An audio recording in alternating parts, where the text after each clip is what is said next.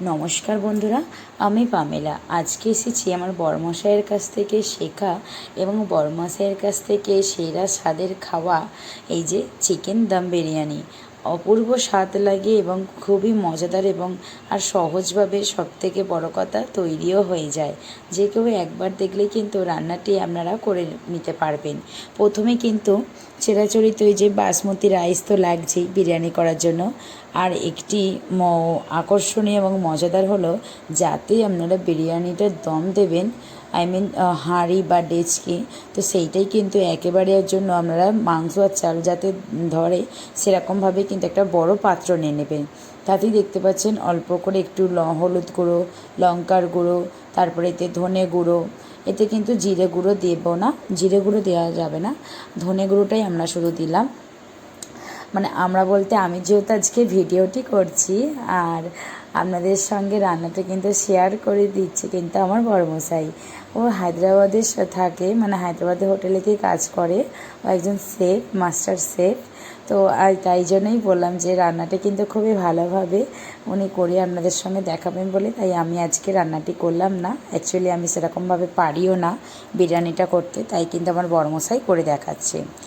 এই যে তারপরে বিরিয়ানি মশলা, পাতিলেবুর রস একটা গোটা, তারপর একটু ধনিয়া পাতা কুচি আর পুদিনা পাতা কুচি। পুদিনা পাতাটা কুচিটা একটু ফ্রিজে ছিল বলে তাই কালারটা একটু এরকম লাগছে, নাহলে কিন্তু গ্রিন কালারেরই, একদম পুরো ডিপ গ্রিন কালার যে কালারটা ধনে পাতার কালারেরই হয়ে থাকে। একটু ফ্রিজে ছিল বলে তাই জন্য এইরকম কালারটা হয়ে গেছে। তো যাই হোক, তারপর কিন্তু এখানে যে পেঁয়াজ পেরেস্তা, তো সেইটাও কিন্তু দিয়ে দিলাম। তারপরেই যাচ্ছে রসুন বাটা, আদা বাটা। আপনারা দেখতে থাকুন যে কিভাবে এই দম বিরিয়ানির রেসিপিটি হায়দ্রাবাদে সত্যিকারের এইভাবে এখানকার শেফেরা কিভাবে বানিয়ে হোটেলেতে গেস্টদের সার্ভ করে থাকে কিংবা বাড়িতেও হয়ে থাকে। তো সেইটাই কিন্তু আমার বড়মশাই আপনাদের সঙ্গে আজকে এই ভিডিওর মাধ্যমে শেয়ার করছে। আপনারা দেখলে অবশ্যই, বন্ধুরা একবার দেখলে শুরু থেকে শেষ পর্যন্ত অবশ্যই বাড়িতে বানিয়ে পরিবারের সকলের সাথে মজা করে খেতে পারবেন। তারপরে দিয়ে দিল ঘি, এখানে ঘি 2 চা চামচের মতন দিচ্ছে, ঠিক আছে। তারপরে দিচ্ছে এই যে এখানে সাফরনটা দিলে যেমন একটা সুন্দর কালার, তার সাথে কিন্তু খুশবুটাও কিন্তু খুব ভালো লাগে। তারপরে এই যে এখানে দিয়ে দিল একটা মশলা, তারপরে দিচ্ছে যে কাস্তুরি মেথিটা যে, তো সেইটাই কিন্তু ভালো করে একটু গুঁড়ো করে দিয়ে দিলাম। আপনাদেরকে দেখালাম যে কি দিল, কাস্তুরি মেথি যে পাতাটা হয় সেই পাতাটাই হাতের সাহায্যে ভালো করে ঘষে দিয়ে দিল। তারপরেই দিয়ে দিল ধুয়ে রাখা চিকেনটা ভালো করে মিশিয়ে নিয়ে লবণটা দিয়ে দিল। এবার এই সময়টা করে আপনারা অবশ্যই লবণটা চেক করে দেখে নেবেন আর ঝালটাও দেখে নেবেন যে আপনাদের আর ঝাল দিতে লাগবে কি না কিংবা লবণ দিতেও লাগছে কি না।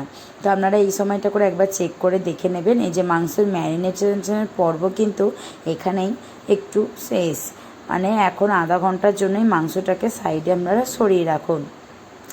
এবারে যে আমাদের বিরিয়ানি করার জন্য যে আরও কিছু প্রস্তুতি, তো সেইগুলো চলুন করে নিই। প্রথমেই তোই দেখবেন যে বাসমতি রাইসটা কিন্তু ভালো করে ভিজিয়ে রাখা হয়েছে। তারপরে এই যে আরও কিছু হাতে যদি কিছু কাজ থাকে তো সেই কাজটা করে তারপরে কিন্তু চলে আসুন এবার বাকি ম্যারিনেশনের জন্য। বাকি বলতে এই যে শুধু টক দইটা দিতেই বাকি রাখা হয়েছিল, কারণ টক দইটা দিলে কি বলুন তো শেষের দিকে দেওয়া হয়, কারণ টক দই থেকে একটা জল ছাড়ে, সেটা কিন্তু ছেড়ে গেলে ভালো লাগবে না। তো সেই কারণের জন্যই কিন্তু টক দইটা কিন্তু একদম আধা ঘন্টার পর তখনই দেবেন, কিন্তু মানে ম্যারিনেশন যে প্রথমবার করছেন তখনই দেবেন না, ভাতটা ঠিক করার আগেই কিন্তু দেবেন। তো টক দইটা দিয়ে ব্যাস, আর কিছু দেবার নেই, কারণ ওতে সব কিছু ম্যারিনেট করা হয়ে গেছে দিয়ে। এবার চলে আসুন ভাতটা করার জন্য। তো ভাতটা করার জন্যই কিন্তু গ্যাসটা অন করে দিয়ে জল দিয়ে তাতে কিন্তু গোটা গরম মশলা এবং লবণ দিয়ে ধনে পাতা, পুদিনা পাতা কুচি, তেজপাতা, যেগুলো গোটা গরম মশলা হয়ে থাকে, দারচিনি, লবঙ্গ, এলাচ, তেজপাতা, এগুলো সমস্ত কিছু দিয়ে, জায়ফল, জাবিত্রী, এগুলো সব কিছু দিয়ে কিন্তু ভালো করে ভাতটা কিন্তু করে নেব।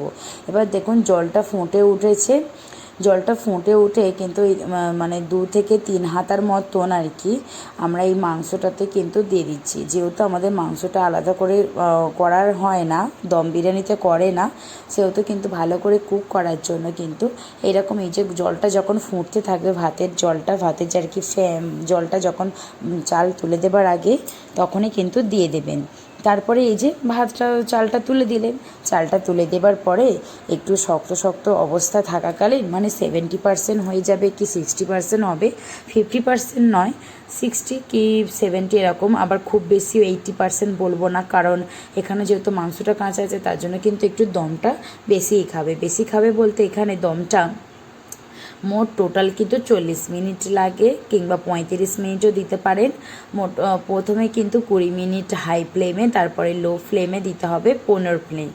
লো ফ্লেম বলতে একদমই কিন্তু গ্যাসটা তখন লো করে দেবেন, আর যখন হাই রাখবেন তখনই গ্যাসটা একদমই কিন্তু হাই রাখবেন। আর অবশ্যই কিন্তু এই জলটা কিন্তু আপনারা অ্যাড করবেন। তারপরেই কিন্তু এই যে ভাতটা দিয়ে দেওয়ার পরেই ওপর থেকে কিন্তু দিয়ে দেওয়া হলো ঘি, আর দিয়ে দেওয়া হলো বিরিয়ানি মশলা, ধনেপাতা কুচি আর পুদিনা পাতা কুচি আর পেঁয়াজের পেরেস্তা। এটা কিন্তু লুকসটা কিন্তু খুব ভালো আসে। দেখুন একে একে সব কিছু দিয়ে দেওয়া হলো, খুব সুন্দর লুকসটা এসেছে। আর এখানে ঘিটা আমরা এখানে যেই ঘিটা পাওয়া যায়, তো সেই মুরগিয়ান ঘিটাই কিন্তু আমরা এখানে অ্যাড করেছি। আপনারা চাইলে আপনাদের পছন্দমতো যে কোনো একটা ব্র্যান্ডের ঘি কিন্তু ব্যবহার করতে পারেন, বা ঘরেও কিন্তু পাতা ঘি ব্যবহার করতে পারেন। এরপর এই যে এখানে ঢাকনা দিয়েই কিন্তু এরকম একটা চাটুকে গরম করে নিতে হবে, লোহার তাওয়া বলে। তো যাই হোক, ওই তাওয়াটা গরম করে নিই, তারপরে কিন্তু এটা বসে দিতে হবে। এর ওপরে চাইলে কিন্তু আপনারা কোনো কিছু যে কড়াতে করে রান্না করেছিলেন ওইটাই কিন্তু চাপান দিতে পারেন, তাহলে কিন্তু ওপর থেকে একটা খুব টাইট ভাবটা আসে, এবং ভাবটাও কিন্তু খুব ভালো হয়। আমরা এখানে কোনো সিলভার ফয়েল কিংবা কোনো আটা তো কোনোদিনই ইউজ করেন আমরা দাদাভাই, কিংবা খোলার সময় না অনেক সময় আটা এতে পড়ে যায়, যার জন্য খুব বিচ্ছিরি একটা ব্যাপার হয়ে যায়। সিলভার ফয়েল ইউজ করে না। আপনাদেরকে কীভাবে ঘরেতে থাকা সহজ সহজ উপকরণ দিয়েই বিরিয়ানি এরকম হায়দ্রাবাদে ঘরে বসে আপনারা খেতে পারেন, তারই কিন্তু উপায় আপনাদেরকে এই ভিডিওর মাধ্যমে দেখিয়েছি। আশা রাখছি আপনাদের কাছে ভিডিওটি অনেক অনেক ভালো লেগেছে। ভালো লেগে থাকলে কিন্তু একটি লাইক আর ছোট্ট কমেন্ট করে কিন্তু জানাতে ভুলবেন না।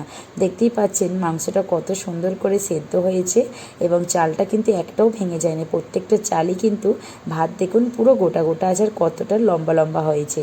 তো টাটা বন্ধু।